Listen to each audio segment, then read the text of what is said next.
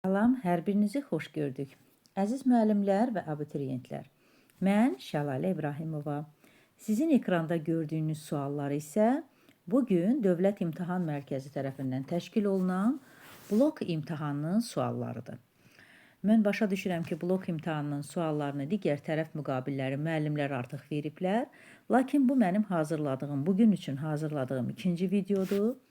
Həm OTK sınağının cavablarını izləyə bilərsiniz, hər ehtimala qarşı DİM-in təşkil elədiyi imtahanın suallarının cavabları ilə də sizləri tanış etmək istəyirəm.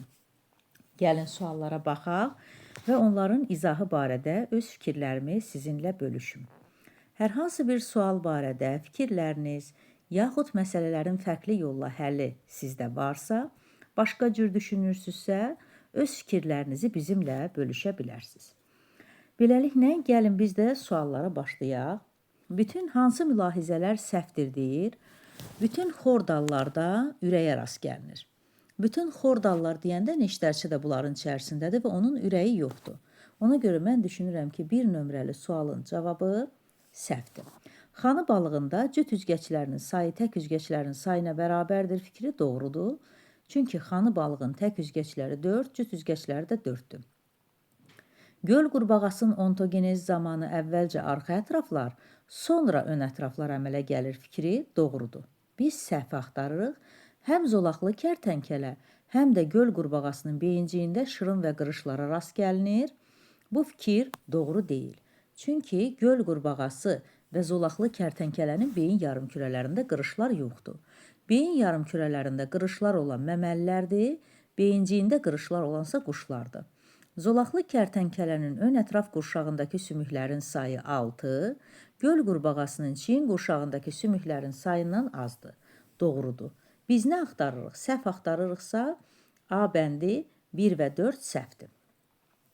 Qısa müddət ərzində antropogen təsir nəticəsində, yəni insanın təsiri nəticəsində göldə olan bütün eukariot produsentlər məhv oldu. Həmin göldə ilk növbədə hansı maddənin miqdarı azalar? Suyun içərisində göldə yosun yoxdursa, demək nəyin miqdarı azalar? Fotosintezdə az olar və oksigenin miqdarı azalmış olar. Uyğunluğu müəyyən eləyin. Bir nömrəli bitkidə çiçəkli bitki olmalıdır hamısı. 6 erkəkçik olmalıdır, meyvəsi də qutucuq olmalıdır. 6 erkəkçik olsun, amma meyvəsi qutucuq. Məsələn, xaç çiçəklərdə də 6 erkəkçik var, amma meyvəsinin qutucuq olmağını istəyirəmsə, bu zaman mən zambaqlar fəsiləsindən seçim. Burada zambaqlar fəsiləsi nümayəndəsi D bəndidir. Sonra meyvəsi qutucuq olsun, amma kevli olsun. Meyvəsi qutucuq meyvə olsun, kevli olsun, petunya və tütünü götürərəm. Yəni, burada mən B bəndi və Y bəndini götürə bilərəm. Və çiçəkləri 6 erkəkçikli olsun və 2 ləpəli bitki olsun. Xaç çiçəklərdən götürə bilərəmmi? Bəli. A və C bəndini də bu bəndə götürə bilərəm. Beləliklə, 1-ə D, 2-yə B və E, 3-ə A, C bəndlərini mən B bəndində tam görmüş oldum. Sxemə əsasən doğru kəsişmələri müəyyən eləyin. Sxemdə mənim üçün fərdi seçmə verir. 2 evli bitkilərə tətbiq olunur. 2 evli bitkilərdə fərdi seçmə olmaz.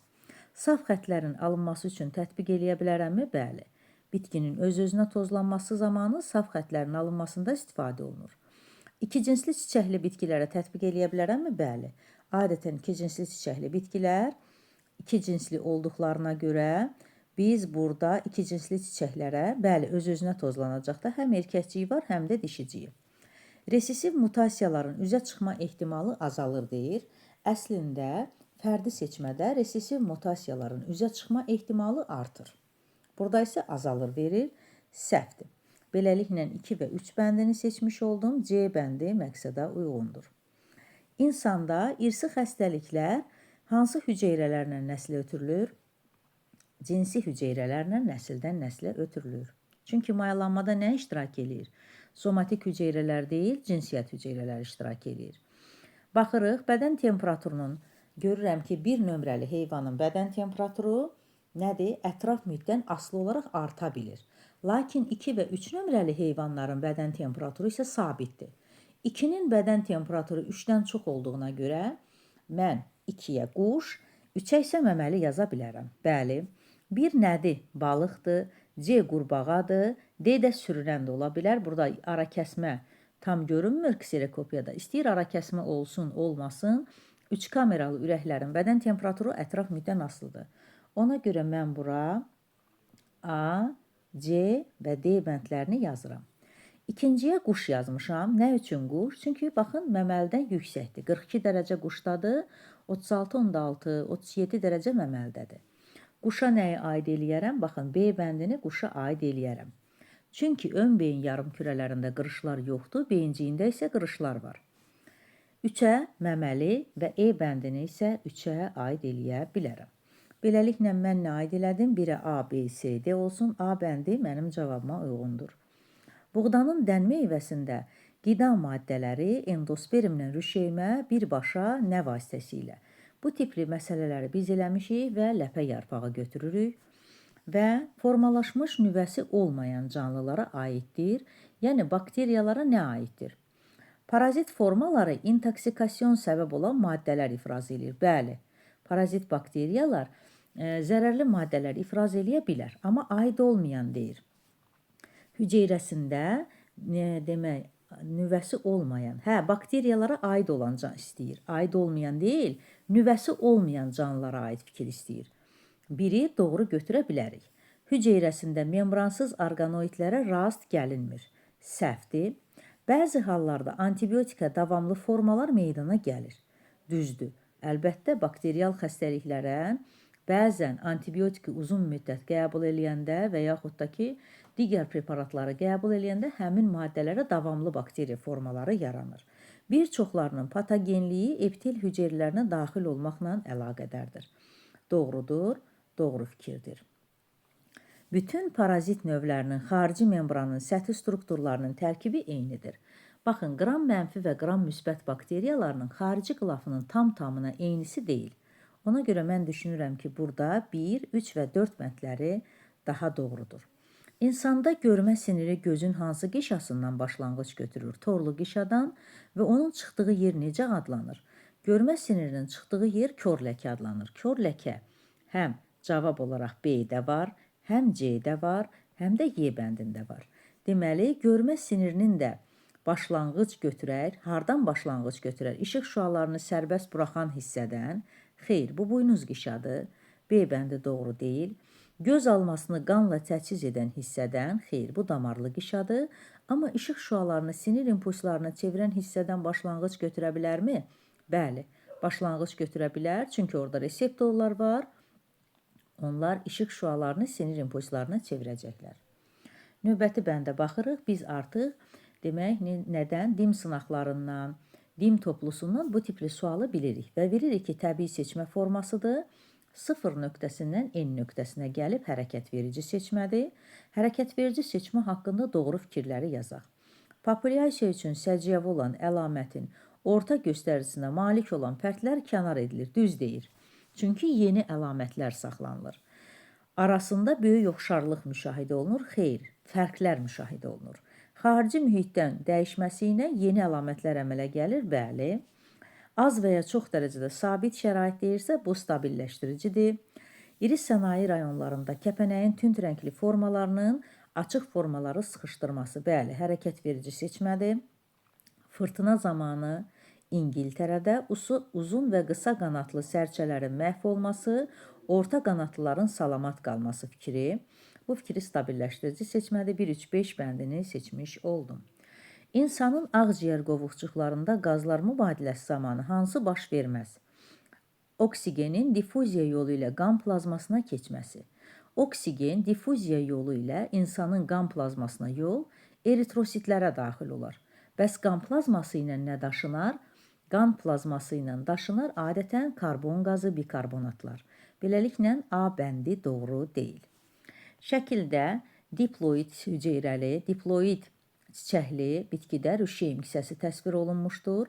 Ana bitkinin irsi əlamətini daşıyan hüceyrə sayı, bax, ana bitkinin irsi əlamətini daşıyan hüceyrə sayını 7 göstərir. Rüşeym hissəsini çəksəm, ikisi mərkəzdə, 3-ü isə aşağıda. Ana bitkinin əlamətini daşıyan 7 hüceyrə var. Demək, hələ mayalanma getməyib. Spermlərimizi də yazaq. və deyir ki, verilənlərə əsasən demək, uyğunluğu müəyyən eləyin. Əvvəlcə xromosom dəstli haploid olan hüceyrə mayalanır, yəni yumurta hüceyrə mayalanır. Və 0T1 zaman intervalı 0T2 zaman intervalında hansı proseslər gedər? Rüşeym kisəsinə diploid xromosom dəstinə malik olan bir hüceyrə var. Baxın, mayalanma getməyibsə, diploid hüceyrəyə malik olan bir dənə mərkəzi hüceyrədir. A-nı bura aid eləyirəm. Rüşeym kisəsində haploid xromosom dəstinə malik olan 8 hüceyrə var. Spermləri və bu tək hüceyrələri saysam, doğrudan da B-ni də bura aid eləyirəm. Yəni, hələ mayalanma getməyib. Və zigot əmələ gəlib. Zigot əmələ gələndə deyirdi ki, yumurta hüceyrə ilə deməli məndə 1, 2, 3, 1, 2, 3, 4, 5, 6 dənə haploid hüceyrə olacaq mayalanma getdiyi zaman. Rüşeym kisəsində diploid xromosom dəstinə malik olan 2 hüceyrə var. Bir mərkəzi hüceyrə idi, biri də zigot idi. Bunu mən demək, zigot əmələ gəldiyini 2-yə götürürəm, C bəndini. Rüşeymdə 2 dənə diploid hüceyrə var, D bəndini və rüşeym kisəsində həm ana, həm atanın əlamətini daşıyan bir hüceyrə var. Bunu da aid eləyirəm, yenə bu hissəyə aid etmiş oldum. Beləliklə 1-ə AB, 2-yə C, D və Y bəndlərini aid elədim. Belə cavab isə mənə verilir. AB, 2-yə C, D, Y bəndi A bəndində verilir. 13-cü sualda isə X mənim üçün ksilema boruları, Y isə ələyə bənzər borulardır, floema borulardır.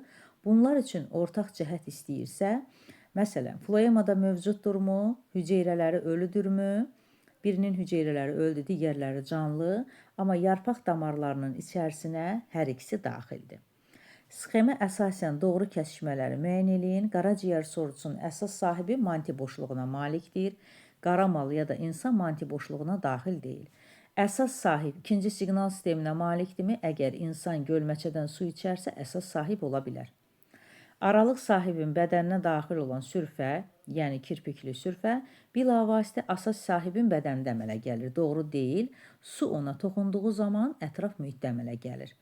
Daxil olduğu inkişaf mərhələsi əsas sahibin bədəninə finna mərhələsində daxil olur. Deyir ki, finna mərhələsi aralıq sahibin bədənindən kənarda əmələ gəlir. 3 və 4 bəndlərini seçmiş oldum. Yaşıl quş mamırının inkişafının hansı mərhələsində diploid xromosom dəstinə malik olan hüceyrələr olur? Mamırların yarpağı, gövdəsi, yetkin fərdi haploiddir. Yalnız zigotu, bir də qutucuğu diploiddir. Ona görə C bəndi götürürəm. 16-cı suala izah vermək üçün mən bu hissədə bir qədər təmizlik işləri aparım. Beləliklə, təmizlik işləri aparaq, bayaqki sualın izahını yazmışdım. İndi isə 16-cı sualı yazıram. Döş qəfəsi deyir 31, 37, 40 olsun. Döş qəfəsi biz 3-ən üstəgələk 1 düsturu ilə hesablayırıq, bərabərdir, 31 olsun. Deməli, 3-ən bərabərdir 30-a. Qabırğa sayı istəyirsə, bunun qabırğa sayı 20. İkinci, 37 sümüyü olan insandır. Bizim qabırğa sayımız 24.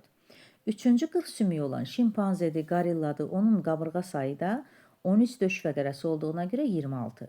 Rəqəmləri toplasam mənə 70 cavabını vermiş olar. Növbəti suala gələk. Belə sualları biz DİM sınaq toplusundan da müşahidə eləmişik. Maraqlı sual modelləridir. Deyir ki, T zaman aralığının dəyişməz. T anından sonraya bax. T anından sonraya bax və mənə vəzlər verib, qalxana bənzər vəzi, qalxana bənzər ətraf, məədaltı, böyrək üstü vəzlər verib və hansı nə iş görər? Bu vəzlərdən mən seçməliyəm. Və T zaman aralığına baxıram ki, T zaman aralığında kalsiumun miqdarı az idi və görürəm ki, kalsium miqdarı artdı. Qanda kalsium miqdarını artıran qalxana bənzər vəzi ətrafdır. Parat hormon mənə C bəndi, B bəndi və Y bəndində verilib. İkincidə görürəm, qanda qlikozanın miqdarı çox idi, onu azaltdı. Baxın, T-dən sonra.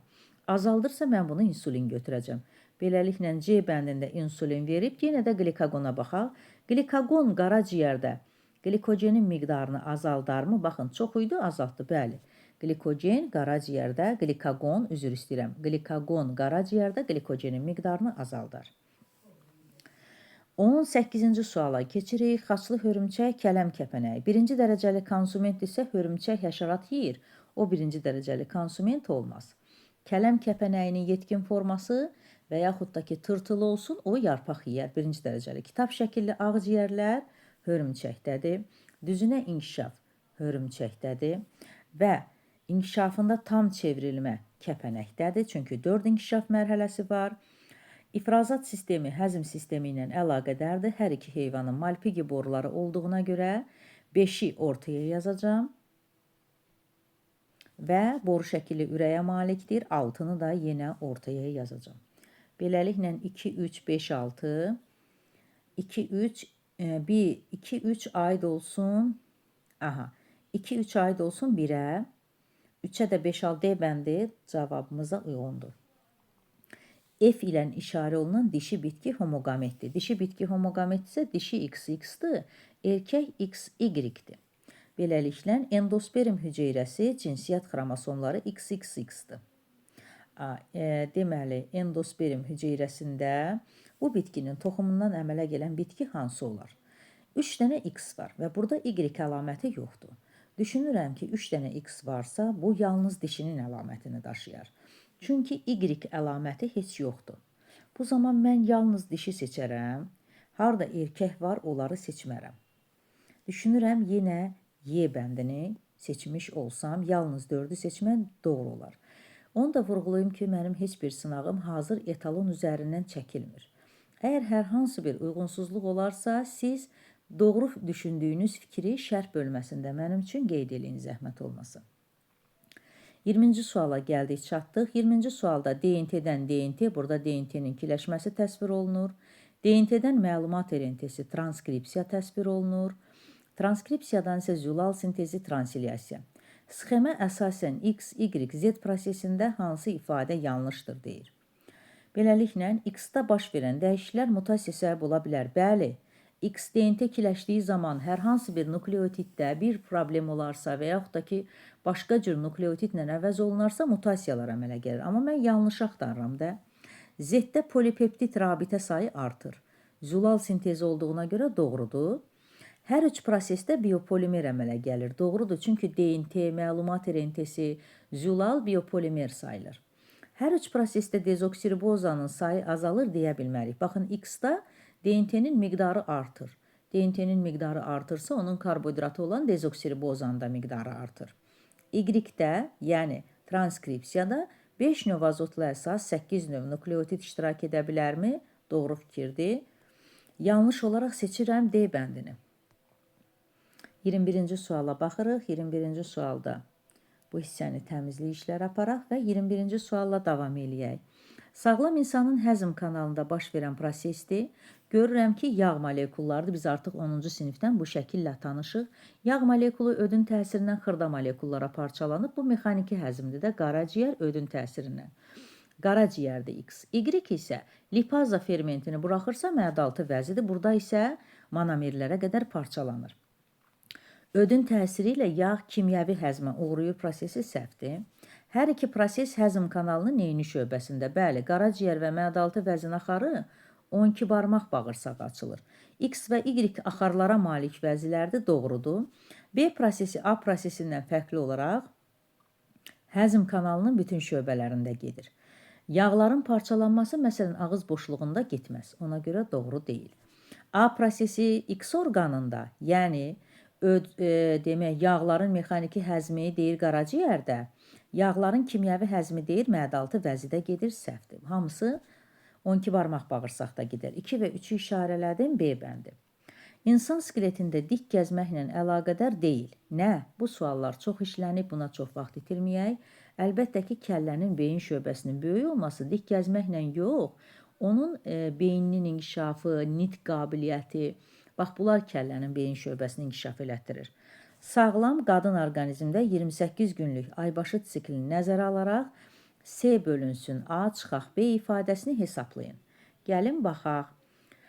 Bir aybaşında sarı cisim fazasına nə götürürsünüz? 14 gün götürürəm. 14 gün götürürəm. Ovulyasiya baş verdiyi gün yenə 14-cü gündür, çünki sikl 28 gündən ibarət olur. Yumurta hüceyrələrin sayı isə neçə götürərəm? Ontogenezdə deyirsə 350, 500-dür də. Gəlin 350 götürək. Hamısını yerinə yazaq. 350-ni bölərəm 14-ə, çıxaram 14 və bu cavab mənə 11 vermiş oldu. Hesablama nəticəsində 24-ə baxırıq, amma 24-ə baxmadan əvvəl bir balaca burada təmizlik işləri aparaq. Və eralar və dövrlərdir. Həmişə bu tipli suallarımız olur. Gəlin baxaq. Paleozoy erasının Perm dövründə. Paleozoy erasının Perm dövründə yırtıcı dişli sürünənlər gəlir, dişlər ixtisaslaşır, trilobitlərin nəsli kəsilir, daş kömürü meşələri yox olur. Uçan onurğalılar götürə bilmərəm. Hörümçək götürə bilmərəm. Rüşeyn kökcüyü olan generativ orqan toxumdur. Toxum da devonda əmələ gəldi. Biz isə Permdə istəyirik. Baxaq, yırtıcı dişli sürünənlər, trilobitlərin nəsli kəsilir, daş kömürü meşələri yox olur. 2, 3, 6 bəndini seçmiş oldum. Və 25-ci suala baxırıq. Bu organoid nədir? Xloroplastdır. Tərkibində kristlər var. Bu mitoxondri üçün keçərlidir. Bunun tərkibində qranlar olur. Monosaxarid sintez olunur? Bəli. Tərkibində zülal sintez olunur? Bəli. Prokaryotlarda olarmı? Heç xeyr. Hüceyrə tənəffüsü xeyr. Bölünmə yolu ilə artır. 2, 3 və 6 bəndli məqsədə uyğundur. Növbəti suala keçirik. 26-cı sualda amöb verir, evglena verir, infizor tərlik verir. Yuxu xəstəliyinin törədicisi, deməli, burada yuxu xəstəliyinin törədicisi Y orqanizmi ilə eyni sinifə aiddir. Doğrudur da. Çünki qamçılılara aid daxı. Yuxu xəstəliyinin törədicisi də parazit qamçılıdır. Leşmaniya Z orqanizmi ilə eyni sinifə aiddir. Leşmaniya da bir hüceyrəlidir, qamçılıdır. Z orqanizmi ilə aiddir, doğru fikir deyil. Beləliklə, toksoplazma X və Y orqanizmi ilə eyni tipin nümayəndəsidir. X və Y ilə toksoplazma sporlular tipinə aiddir, doğru deyil. X, Y, Z orqanizmin hər üç müxtəlif tipin nümayəndəsidir. Burada 3 heyvan versə də 2 tipin nümayəndəsi var. X və Y eyni sinifdir, bəli. 1 və 5 bəndləri doğru olmuş oldu.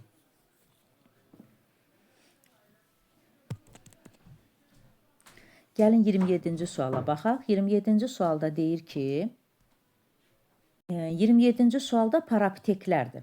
Parapteklərdə döş qəfəsi 40 olan sümükdən ibarət X-i götür.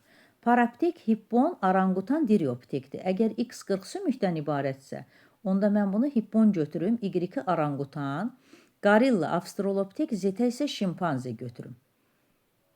Mən seçirəm. X-a nə seçdim? B. Y-ə nə seçdim? Y-ə seçdim orangutan, C. B bəndini buraya yazdıq. Y-ə yazdıq C bəndini. Z-ə isə şimpanze yazdıq D bəndini. Situasiya maraqlıdır, amma bir o qədər də uzundur. Pasiyentin həzm sistemi orqanlarının müayinəsi üçün həkimə müraciət edir. Tibb bacısından ağız suyunu sınaq şüşəsinə yığmasını istəyir. Ağız suyunu yığanda televizorda reklam göstərilir. A sınaq şüşəsinə əvvəlcə müəyyən miqdarda nişasta tökür. Müvafiq temperaturda saxlayandan sonra yod məhlulu əlavə edir. Bu təcrübə nəticəsində həkim ağız suyunun tətbiq olunan fermentinin öz funksiyasını lazımi səviyyədə yerinə yetirdiyini deyir. B sınaq şüşəsinə lizosim tökür. Həkim lizosivin də aktivliyinin normal olduğunu deyir. Bax, deyir, həkim nəyə əsasən deyir ki, A sınaq şüşəsində belə bir nəticəyə gəldi ki, həzm sistemində heç bir problem yoxdur. Birinci, həkim ağız suyu yığır və ora nişasta əlavə edir, düzdürmü? Və yod. Ağız suyu nişastanı parçalayır, beləliklə yod mavi rəngə boyanmır. Çünki nişasta orada olsaydı, yod bənövşəyi və mavi rəngi olardı. O yod boyanmayıb ki, o da nişasta əlavə eləmişdi həkim ora. Nişasta glikozaya qədər parçalanıb və o nəticəyə gəlib ki, pasiyentin ağız suyu nişastanı parçalayıb. Orada normaldır. Həkim tərəfindən, yəni burada nə cavab verək? Nişasta glikozaya parçalandığına görə, demək, yod mavi rəngdədir, bənövşəyi rəngdə rəngli olmayıb. Ona görə də həkim bu qənaətə gəlib ki, həzm sistemində problem yoxdur. B sınaq şüşəsinə nə tökmüşdük biz? Lizosim. Lizosim tökmüşdük və lizosimin nəticəsində, lizosim hansı üzüm maddədir deyir? Zülal. Və lizosim üzvü birləşmələrdə 3 müxtəlif orqanoidin adını qeyd eləyin. Mən də qeyd eləyərəm ribosom, dənəvər endoplazmatik şəbəkə, mitoxondri və plastidi də qeyd eləyə bilərəm. Ən nəhayət biz 30-cu suala gəldik. Gəlin burada bir balaca bu hissələrdə. Təmizlik işləri aparaq və suala baxaq. Pasiyent televizorda reklam göstərmişlər. Düzdür? Səssiz yemək reklamı. Reklam nə məqsəd göstərirdi ki, ağız suyu ifraz olunsun.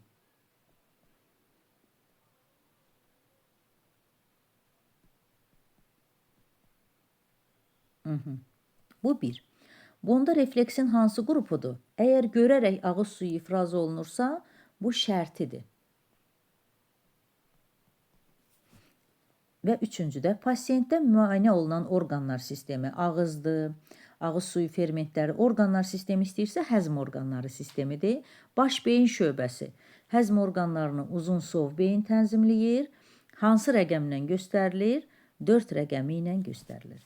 Beləliklə biz bugün Dövlət İmtahan Mərkəzi tərəfindən təşkil olunan sınaq imtahanının cavabları ilə tanış olduq. Vaxt ayırıb dinlədiyiniz üçün çox sağ olun, təşəkkür edirəm.